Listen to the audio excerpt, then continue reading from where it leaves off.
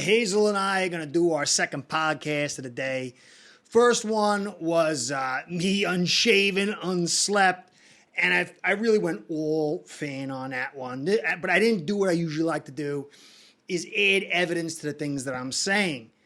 And so here's going to be a short, succinct podcast to add evidence, which I'm going to double down on tomorrow with the film and more statistical analysis. But anyway, I really do believe evidence is the key for evaluation. It doesn't prove ultimately what you're saying is true, but it adds credence, it adds gravitas and weight. And so the talk now is a lot of talk. And it's centering around Fangio, McDaniel, and Tua. And there's culpability, obviously. And you lose, everybody's kind of at fault, especially when you lose the way this loss was. But I want to dial into some clear stuff. Now, not to get on a dude. He's I always talk to him nice, and he became nasty. But, you know, he's subject to bad information. He goes under bad information. So I got this from Mr. Nelson. Wow, you still have a channel going? Who could have seen that coming? AJ's extension brought you to mind. I'm sure it won't happen too often in the future. And then I said something to him, and he said something back. Yeah, I unsubbed and block recommendations for your channel. How is it possible you still won't admit you're dead wrong? Zero credibility. And now, after the signing, how did AJ do? This is not to kill a kid, but this is for evaluation. It's a job. You get evaluated. Well, you can see right here, in his true pass set blocking, he received a 48.7 grade on 15 pass blocks. With one hit and one pressure, 96.7 efficiency rating. But I'm going to show you the assignments that he had yesterday, and you're going to see a lot of stuff. This is not what you'd want from an elite pass blocker. This is not what you'd want from an above average pass blocker. It's not all on the kid. There's a lot of things that go into this. But when he's asked to do his job and hold down the fort, more often than not, he can't do it. And this wasn't a great pass rushing group. And so I've rated him as average to below average, depending on the opposition. And that's always been my stance, my evaluation. So my credibility is fine, because if you go check his history, not the pressures he allows total, and not the sacks he allows total, but the assignment, the situation, the opposition, all pulled together. That's what the kid is, average to below average. But he will get better in time. But ultimately, he's got to be judged on these moments. Tehran wasn't in. He was expected to step up. And he didn't have the greatest guy next to him like he usually has, Hunt. Eichenberg was in the middle.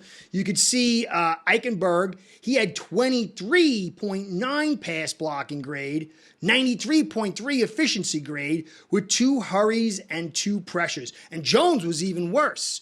Jones had an 18.2, 14 plays blocking, 1 sack, 2 hurries, 3 pressures total, 85.7. But he was being rushed back in and then asked to block alone, because the Dolphins were sending a lot of their help to the left, helping Lamb, helping Cook with Eichenberg, and Jones and Jackson were asked to block alone. I'll actually do the count tomorrow.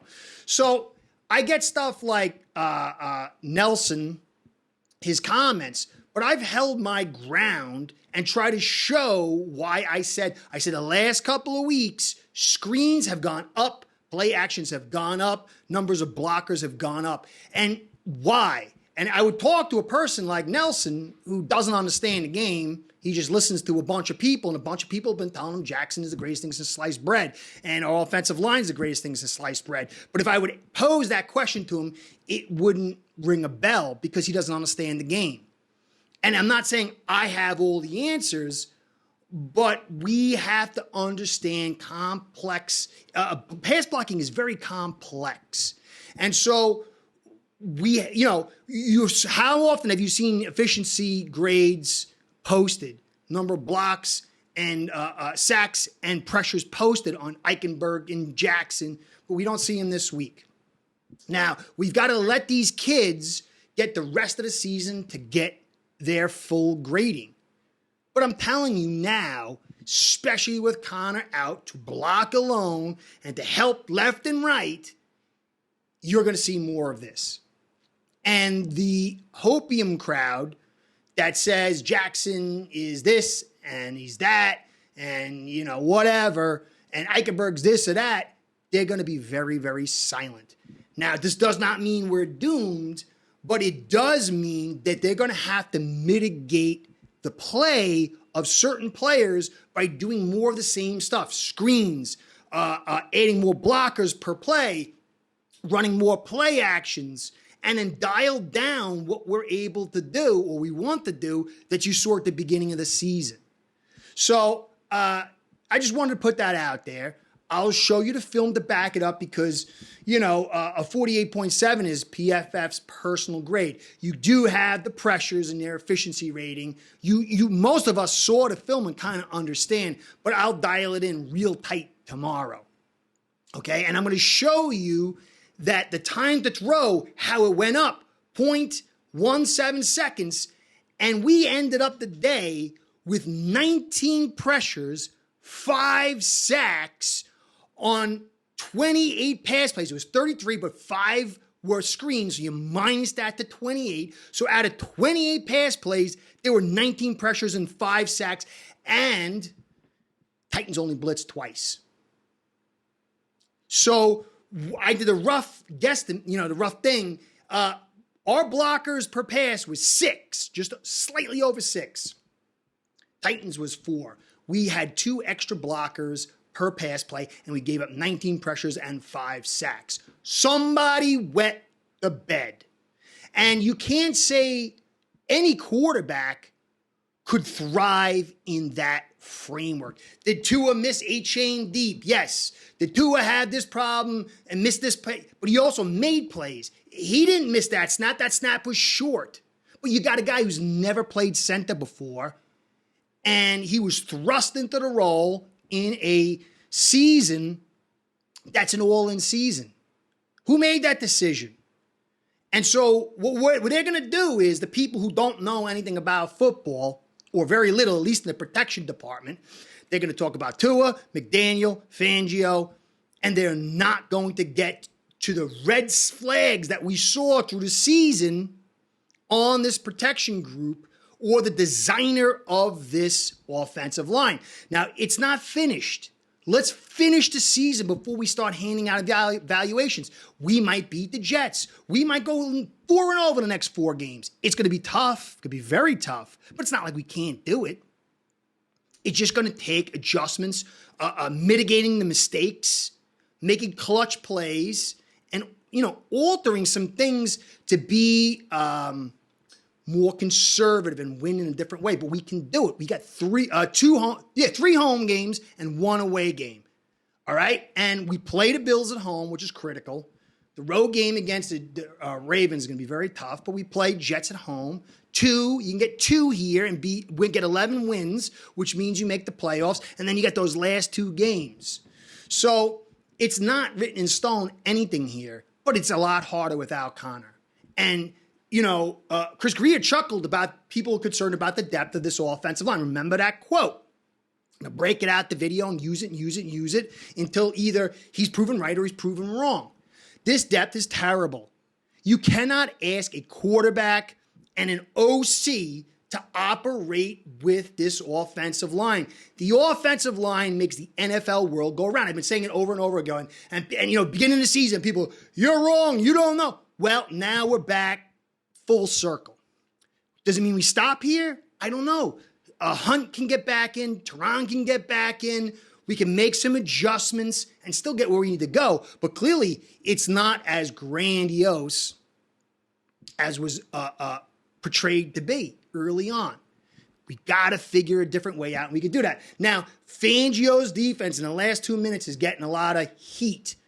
But you have to understand, I can call a defense, could be the right defense, and the players screw it up. Here's a look at our coverage group, again by PFF. David Long, 41.2. He only gave up 14 yards, so that you can't kill him on that. Deshaun Elliott was 3 for 3 for 57, 19 yards per catch with a 43.4. That hurt us. And Jalen Ramsey, who we paid a lot of money for, has had a lot of great games. Not everybody has a great game all the time. He had a penalty. He was 3 or 4 targeted, 75 yards, and a long 36. That hurt a lot. And then Duke Riley, who I said, he's good at the run stop. He can pretty good in coverage at certain points. He was 4 or 5 for 49 yards and a long of 21. That hurt too. Now, Howard had one of his best games in coverage ever. If you took away that pass interference one, this guy had a phenomenal game. He played his best game that I've seen in a long time. He's got the green, 4 of 10 for 77 yards. But if you take away that long play, that's a phenomenal day. Kader Kohu, some people are killing him. He gave up 31 yards on 5 catches. Good day. Needham wasn't tested. Jones wasn't tested. Van Ginkel had 1 for 1. That's nothing. But the bulk of the issues was Riley, Ramsey, Elliott. Campbell is not a starter. He came in and gave up 23. David Long had a bunch of short ones. He wasn't good coverage, but it didn't kill us. So Elliott, Ramsey, and Riley. And Ramsey had a man coverage at the end, and he missed it. It happens. Okay. But you can't blame Fangio for that. That's not a good day from your best corner. If both corners had the same kind of day, a Howard type of day, it would have looked different. Now, Fangio played off. You're up 13 points with 4.5 minutes. The thing you don't want to do on that first drive is give up a quick touchdown. Now, it went for 115, which was kind of quick, but that's why he played over. And it was that big play that I think it was Ramsey and Kader maybe over the middle, where it was a big, deep crosser that they got beat on. It was a big play there. But you get that quick touchdown, and then your offense comes back and goes 3 and out. No good. And then the last drive, that was a tough one. I'll break that down tomorrow. And then you can't do anything. You got 1:49, and you start at the 25, I believe it is, and you just basically got to go 50 yards maybe in 1:49, and you don't go anywhere. This offense has to be the primary problem for why we lost at the end. And then the defense, but not the caller as much as the players. But ultimately, if this offense had Teron, Connor, and Hunt, you would have seen more successful runs. But the offensive line they had in that last part of the game sucked everything down like a black hole. And McDaniel, he has some calling things, and I'm going to get into the depth, the framework. We look at Tua and see his framework. And I've been talking about his framework. As the framework improves, he will improve. But what has been McDaniel's framework? You have to always, every time you evaluate somebody, you have to start with the framework. If an Olympic level swimmer goes against a guy with no legs, and the Olympic level swimmer's got a 400-pound weight wrapped around him, and the other guy's got a jet ski, and he wins on a jet ski, are you going to be extolling the guy on the jet ski or the Olympic swimmer? You're going to castigate him for the 400-pound weight? So McDaniel has had a framework. We've got to get into the framework to discuss him. Is he perfect? No. Should he expect it to be perfect at this stage? It's a lot to ask. But it has to start with the biggest wart on the crack core, and that is the O-line depth. That is the key issue going forward. And I'm going to break that out in more detail, not to absolve Tua, not to absolve McDaniel, but to create a fair evaluation. I said when you distort Jackson's ability to block and Eichenberg's ability to block, you're going to take away from what Tua and McDaniel are doing. But when you also do that, you're not understanding how they're carrying one side or the other. And then you get poor evaluations. Anytime you get distortions, whether it's the stock market, cryptos, any kind of evaluation, housing market, there's going to be some kind of painful price to be paid on one end. And in this case, it's the evaluation. So let's take tomorrow and create a really good evaluation for this, because if we can overcome this, then that is something incredible. And if somehow we don't get to where we want to be, we have to know why, or we'll get another snow job of look over here when we should be looking over there. And the key is always truth. I don't always have it, but I do try to present it. So I hope you enjoyed. I'll be back tomorrow, dialing it in heavy on the film, dialing it heavy in and on real statistics to show you what's really going on. Curtis saying thanks for stopping by. Hazel and I say thank you for stopping by. Curtis saying catch you next time. Be well. Go Fins. It's not over. One more game at a time. One game eval and then on to the next. Let's see what happens. See you soon. Start building your own online sports book today by getting signed up with aceperhead.com service that'll allow you to book action on sports from all around the world.